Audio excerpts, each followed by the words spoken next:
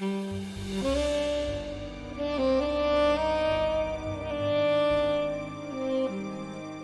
Secret Adversary by Agatha Christie. Prologue. It was 2 p.m. on the afternoon of May 7th, 1915. The Lusitania had been struck by 2 torpedoes in succession and was sinking rapidly, while the boats were being launched with all possible speed. The women and children were being lined up awaiting their turn. Some still clung desperately to husbands and fathers, others clutched their children closely to their breasts. One girl stood alone, slightly apart from the rest. She was quite young, not more than 18. She did not seem afraid, and her grave, steadfast eyes looked straight ahead. "I beg your pardon." A man's voice beside her made her start and turn. She had noticed the speaker more than once amongst the first-class passengers. There had been a hint of mystery about him, which had appealed to her imagination. He spoke to no one. If anyone spoke to him, he was quick to rebuff the overture. Also, he had a nervous way of looking over his shoulder with a swift, suspicious glance. She noticed now that he was greatly agitated. There were beads of perspiration on his brow. He was evidently in a state of overmastering fear, and yet he did not strike at her as the kind of man who would be afraid to meet death. "Yes?" Her grave eyes met his inquiringly. He stood looking at her with a kind of desperate irresolution. "It must be," he muttered to himself. "Yes, it is the only way." Then aloud he said abruptly, "You are an American?" "Yes." "A patriotic one?" The girl flushed. "I guess you've no right to ask such a thing." "Of course I am." "Don't be offended. You wouldn't be if you knew how much there was at stake. But I've got to trust someone, and it must be a woman." "Why?" "Because of women and children first." He looked round and lowered his voice. "I'm carrying papers, vitally important papers. They may make all the difference to the Allies in the war. You understand? These papers have got to be saved.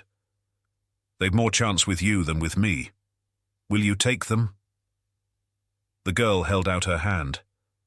"Wait, I must warn you, there may be a risk if I've been followed. I don't think I have, but one never knows. If so, there will be danger. Have you the nerve to go through with it?" The girl smiled. "I'll go through with it, all right, and I'm real proud to be chosen. What am I to do with them afterwards?" "Watch the newspapers. I'll advertise in the personal column of the Thames beginning. Shipmate. At the end of 3 days, if there's nothing, well, you'll know I'm down and out. Then take the packet to the American embassy and deliver it into the ambassador's own hands.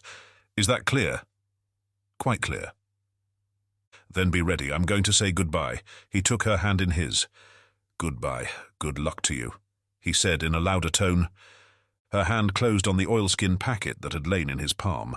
The Lusitania settled with a more decided list to starboard. In answer to a quick command, the girl went forward to take her place in the boat. Chapter 1. The Young Adventurers. "Tommy, old thing. Tuppence, old bean." The 2 young people greeted each other affectionately and momentarily blocked the Dover Street tube exit in doing so. The adjective old was misleading. Their united ages would certainly not have totaled 45. "Not seen you for simply centuries," continued the young man. "Where are you off to?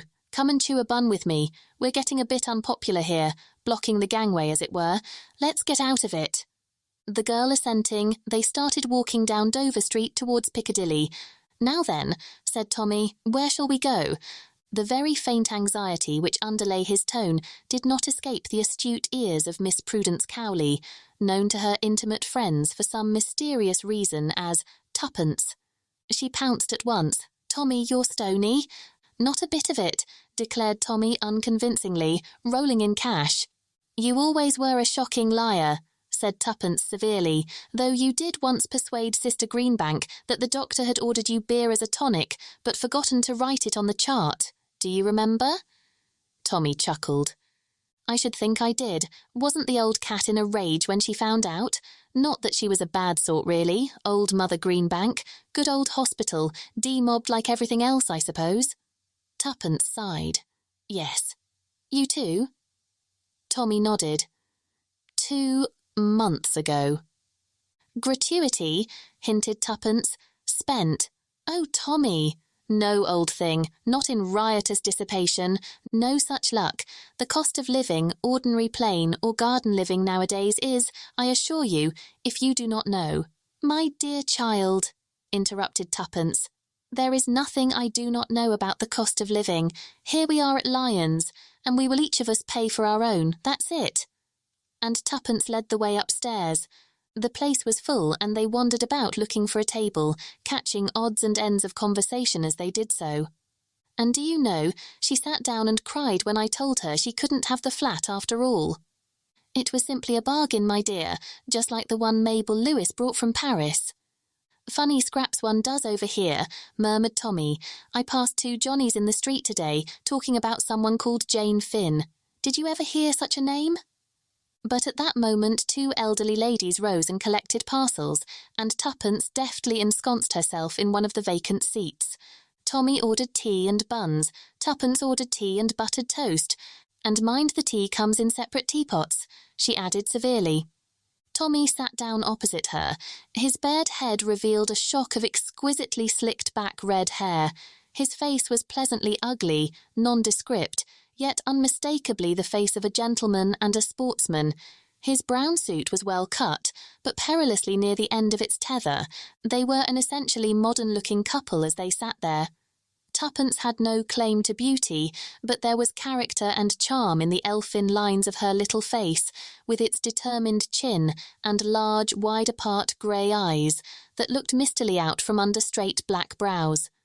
She wore a small bright green toque over her black bobbed hair, and her extremely short and rather shabby skirt revealed a pair of uncommonly dainty ankles. Her appearance presented a valiant attempt at smartness. The tea came at last, and Tuppence, rousing herself from a fit of meditation, poured it out. "Now then," said Tommy, taking a large bite of bun, "let's get up to date. Remember, I haven't seen you since that time in hospital in 1916. "Very well." Tuppence helped herself liberally to buttered toast. "Abridged biography of Miss Prudence Cowley, 5th daughter of Archdeacon Cowley of Little Missendell, Suffolk, up to London, where she entered an officer's hospital. First month, washed up 648 plates every day. Second month, promoted to drying aforesaid plates. Third month, promoted to peeling potatoes. Fourth month, promoted to cutting bread and butter. Fifth month, promoted 1 floor up to duties of ward maid with mop and pail. Sixth month, promoted to waiting at table. Seventh month, pleasing appearance and nice manners so striking that am promoted to waiting on the sisters. Eighth month, slight check in career. Sister Bond ate Sister Westhaven's egg, grand row, ward maid clearly to blame. Inattention in such important matters cannot be too highly censured. Mop and pail again. How are the mighty fallen? Ninth month, promoted to sweeping out wards where I found a friend of my childhood in Lieutenant Thomas Beresford, Bow Tommy, whom I had not seen for 5 long years. The meeting was affecting. 10th month, reproved by matron for visiting the pictures in company with one of the patients, namely, the aforementioned Lieutenant Thomas Beresford. 11th and 12th months, parlour-maid duties resumed with entire success. At the end of the year, left hospital in a blaze of glory. After that, the talented Miss Cowley drove successively a trade delivery van, a motor lorry and a general. The last was the pleasantest. He was quite a young general. "What blighter was that?" inquired Tommy. "Perfectly sickening the way those brass hats drove from the War Office to the Savoy, and from the Savoy to the War Office." "I've forgotten his name now," confessed Tuppence. "To resume, that was in a way the apex of my career. I next entered a government office. We had several very enjoyable tea parties. I had intended to become a land girl, a postwoman and a bus conductress by way of rounding off my career, but the armistice intervened. I clung to the office with the true limpet touch for many long months, but, alas, I was combed out at last. Since then, I've been looking for a job. Now then, your turn." "There's not so much promotion in mine," said Tommy regretfully, "and a great deal less variety. I went out to France again, as you know. Then they sent me to Mesopotamia, and I got wounded for the 2nd time, and went into hospital out there. Then I got stuck in Egypt till the armistice happened, kicked my heels there some time longer, and, as I told you, finally got demobbed. And for 10 long, weary months I've been job hunting. There aren't any jobs. And if there were, they wouldn't give 'em to me. What good am I? What do I know about business? Nothing. Tuppence nodded gloomily. What about the colonies? She suggested. Tommy shook his head. I shouldn't like the colonies, and I'm perfectly certain they wouldn't like me. Rich relations. Again, Tommy shook his head. Oh, Tommy, not even a great-aunt. I've got an old uncle who's more or less rolling, but he's no good. Why not? Wanted to adopt me once. I refused. I think I remember hearing about it, said Tuppence slowly. You refused because of your mother? Tommy flushed. Yes, it would have been a bit rough on the martyr. As you know, I was all she had. Old boy hated her, wanted to get me away from her. Just a bit of spite. Your mother's dead, isn't she? Said Tuppence gently. Tommy nodded. Tuppence's large grey eyes looked misty. You're a good sort, Tommy. I always knew it. Rot, said Tommy hastily. Well, that's my position. I'm just about desperate. So am I. I've hung out as long as I could. I've touted round. I've answered advertisements. I've tried every mortal blessed thing. I've screwed and saved and pinched, but it's no good. I shall have to go home. Don't you want to? Of course I don't want to. What's the good of being sentimental? Father's a dear. I'm awfully fond of him, but you've no idea how I worry him. He has that delightful early Victorian view that short skirts and smoking are immoral. You can imagine what a thorn in the flesh I am to him. He just heaved a sigh of relief when the war took me off. You see, there are 7 of us at home. It's awful. All housework and mother's meetings. I have always been the changeling. I don't want to go back, but oh, Tommy, what else is there to do? Tommy shook his head sadly. There was a silence, and then Tuppence burst out. Money, money, money. I think about money morning, noon and night. I dare say it's mercenary of me, but there it is. Same here, agreed Tommy with feeling. I've thought over every imaginable way of getting it too, continued Tuppence. There are only 3. To be left it, to marry it, or to make it. First is ruled out. I haven't got any rich elderly relatives. Any relatives I have are in homes for decayed gentlewomen. I always help old ladies over crossings and pick up parcels for old gentlemen in case they should turn out to be eccentric millionaires. But not one of them has ever asked me my name, and quite a lot never said thank you. There was a pause. Of course, resumed Tuppence, marriage is my best chance. I made up my mind to marry money when I was quite young. Any thinking girl would. I'm not sentimental, you know. She paused. Come now, you can't say I'm sentimental, she added sharply. Certainly not, agreed Tommy hastily. No one would ever think of sentiment in connection with you. That's not very polite, replied Tuppence. But I dare say you mean it all right. Well, there it is. I'm ready and willing, but I never meet any rich men. All the boys I know are about as hard up as I am.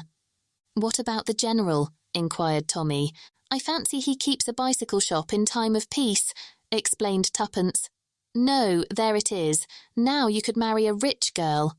I'm like you. I don't know any. That doesn't matter. You can always get to know one. Now, if I see a man in a fur coat come out of the Ritz, I can't rush up to him and say, Look here, you're rich. I'd like to know you.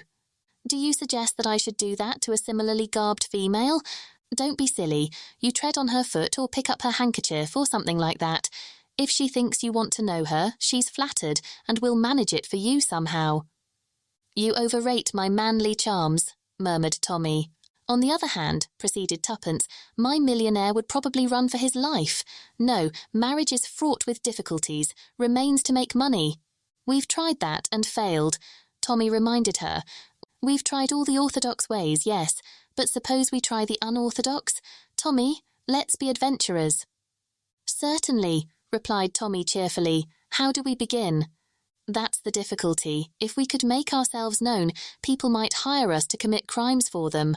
Delightful, commented Tommy, especially coming from a clergyman's daughter. The moral guilt, Tuppence pointed out, would be theirs, not mine. You must admit that there's a difference between stealing a diamond necklace for yourself and being hired to steal it. There wouldn't be the least difference if you were caught.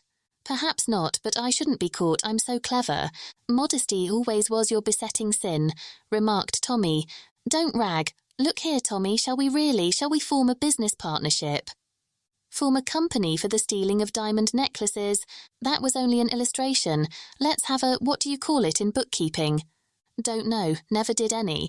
I have, but I always got mixed up and used to put credit entries on the debit side, and vice versa, so they fired me out. Oh, I know, a joint venture. It struck me as such a romantic phrase to come across in the middle of musty old figures. It's got an Elizabethan flavour about it, makes one think of galleons and doubloons. A joint venture. Trading under the name of the Young Adventurers Limited, is that your idea, Tuppence? It's all very well to laugh, but I feel there might be something in it. How do you propose to get in touch with your would-be employers? Advertisement, replied Tuppence promptly. Have you got a bit of paper and a pencil?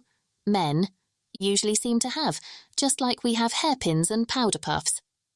Tommy handed over a rather shabby green notebook, and Tuppence began writing busily. Shall we begin? Young officer, twice wounded in the war.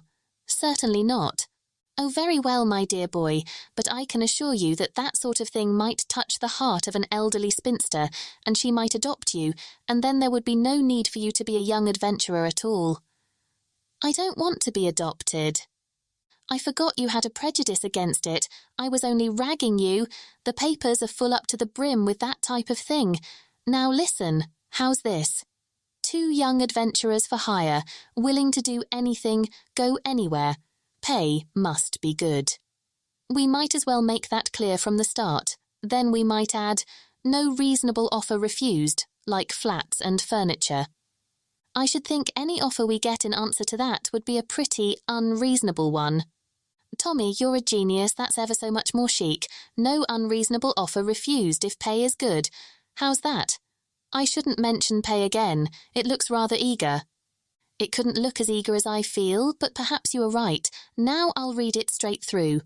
2 young adventurers for hire, willing to do anything, go anywhere, pay must be good, no unreasonable offer refused.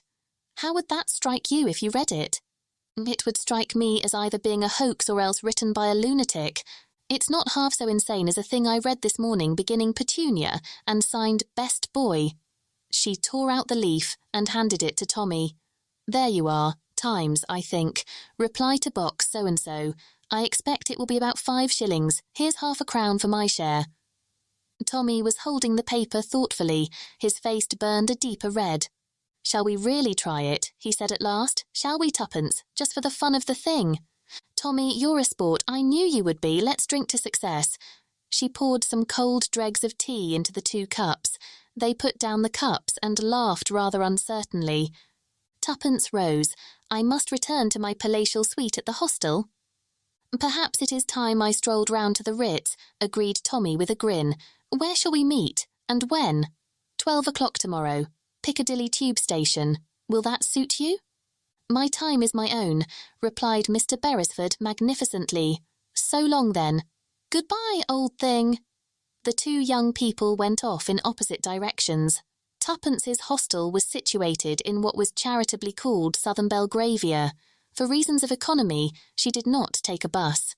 She was halfway across St. James's Park when a man's voice behind her made her start.